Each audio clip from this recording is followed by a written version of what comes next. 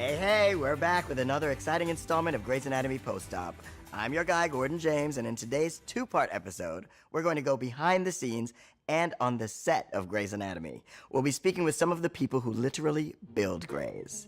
Please welcome costume designer Mimi Melgaard and costume supervisor Thomas Houchins to the show. Hi, great to be here. So why do you call this the Gold Room? This is where all the magic happens in this room because all the outfits are put together, tagged, and gives the feel of the show. And it also has heads. Yes, I love those heads. You know, they're a little morbid, but they're fantastic works of art. I think they're just phenomenal. What is the costume process? It starts with the script. It's always story-driven. You know, it's years we've known these people. And it's fun to watch that character grow and morph and grow up and become an adult and have children, and just the clothes do that, grow along with them. How much laundry do you do? 200 sets of scrubs could go out and be laundered and back ready, fresh, pressed for when the crew comes in the morning. How many types of scrubs do you have? Because I noticed when I was getting dressed for Nurse Gregory, I was in a specific color of scrubs. Yes. Very specific. And I thought that was everybody's scrubs, but then I knew because I watched the show that there's brown scrubs, Yes. there's orange scrubs, there's pink scrubs.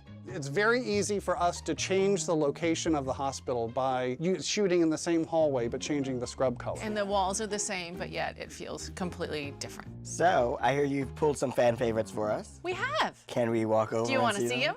Oh, this is Meredith's prom dress. I picked that dress because I loved that it's kind of, you're not sure what's gonna happen. It's a plain black dress, and as the evening wears on, you've got a little like magical sparkles happening. And I'm assuming this mannequin has its underwear on, so we don't have to worry about that. Absolutely. Okay, all right. This is a hospital, people. Serious work happens here. We save lives here. Oh, something funny? Whose are these? So I call this the Chasing Cars dress because it has the same effect on me as Chasing Cars does. This is the dress that made America cry. Shonda wrote the script. I shopped it, fit everyone.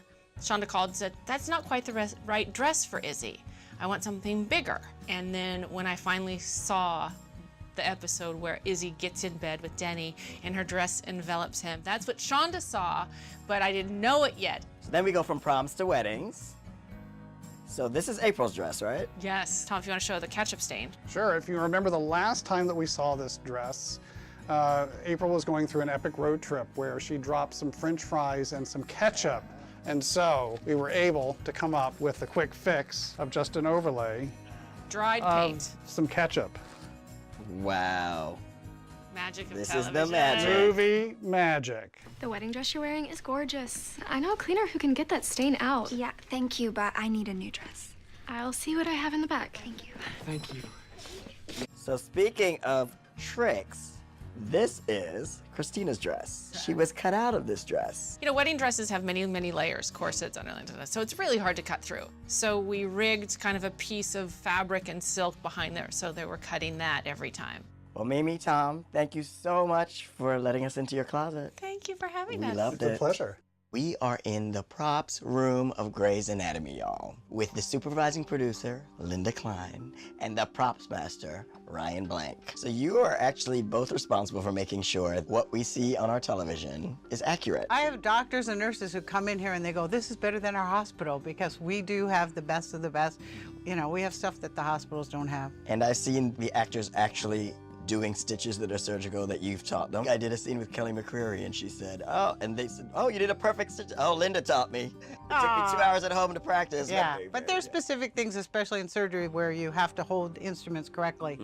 And the minute I see somebody who doesn't, because I've taught them the way to do it, it's like, this is chopsticks, and this is, you know, if you don't use these 2 fingers, they'll know you're not a surgeon. That's not happening on this show. So we've had you grab some of the props from the prop room because look how real that is. So you have a professional company that makes this for you then, and you just tell them what you need and give them the specs and they come out with this kind of stuff. We do. What's up with the Scott Foley head? We use that for any head that we need, not that we should be telling people this. Whenever we need a good head, we pull out Scott Foley. His wife was on our show. Yes. We had a scene in the surgery that she was doing, and we put his head in, and she came over and looked at it and knew right away that it was him and freaked out. But he has the best prop story we have ever. So you remember way back in season 1 when Izzy had to make cupcakes and had to fill the counters of Meredith's kitchen. And that was a week away in the schedule. I had plenty of time to get it, talk to the food stylist, all set up. Next Thursday, great. I get a call on a Tuesday night from my assistant. So the set's on fire. Sure enough, my phone rings. It's 1:15 in the morning. Can we do the cupcake scene tomorrow morning? What time? 10 a.m. Jam my arm into the grocery store at 2 in the morning, push the stock guy out of the way, and proceed to shop as he's chasing me up and down the aisles. Because they were closing. They're closed. I realized at that point that my oven doesn't have the capacity to make 400 cupcakes in the number of hours that I have. I find chocolate muffins, I tear the thing open, I lop the top off and frost it. The guy's freaking. He's like, what are you doing? You gotta pay for that. I'm like, does this look like a chocolate cupcake to you? Yes. I said, I need every single one of these you have. Called both of my assistants, get all the chocolate muffins they have, meet me at stage 8 a.m. Stayed up all night frosting cupcakes, loaded the station wagon, raced here, and no one knows. You know, you would never know that story. Well, I'd like to thank you both for letting us spy on your world for a little bit. Thanks for being on our show. We love Of it. course. We're on the active set of Meredith Gray's house, also known as the Sister House. And we are here due to the kindness of this lovely woman here, the set decorator for Grey's Anatomy, Nicole Kramer. What is your process and how do you decide on how you get the house to look each different season? Being on the show for so long, I know these characters pretty well. You know, myself and my shopper will come up with little backstories for each item that we get. We think about where they would have gotten that item, how they got it, where they purchased it, why.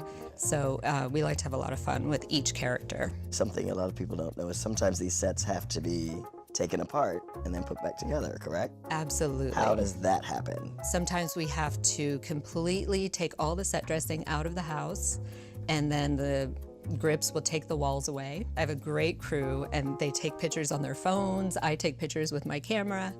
We, you know, download the pictures and we print them up, and we have those for the next time that the house goes back up. And, you know, a lot of times I come in and I change things around or, you know, update certain things. So we get the impression that a life has happened in between. Yeah, I like to make it look like people actually live here and things change. So do the actors ever have any input? Yes, sometimes they do. 2 seasons ago when we moved back into the sister house, when all the sisters moved in, the first time you see Maggie's bedroom, it's pink and a little girly. After we shot that scene, Kelly McCreary approached me and we had a little chat about it. She felt like she would have more medical books and just reading books and action figures and just a little bit more nerdy.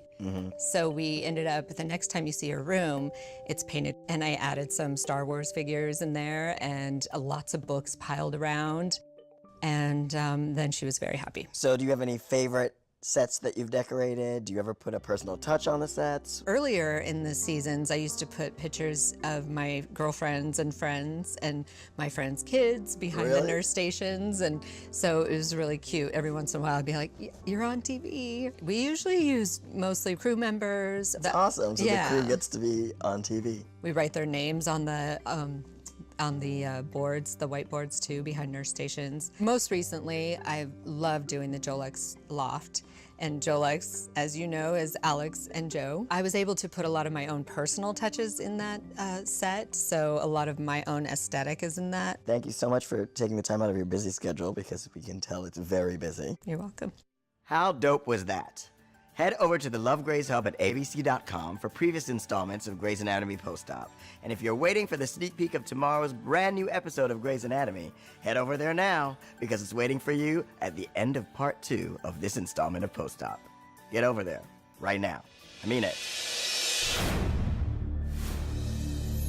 Catch every season of Grey's Anatomy, currently available on iTunes.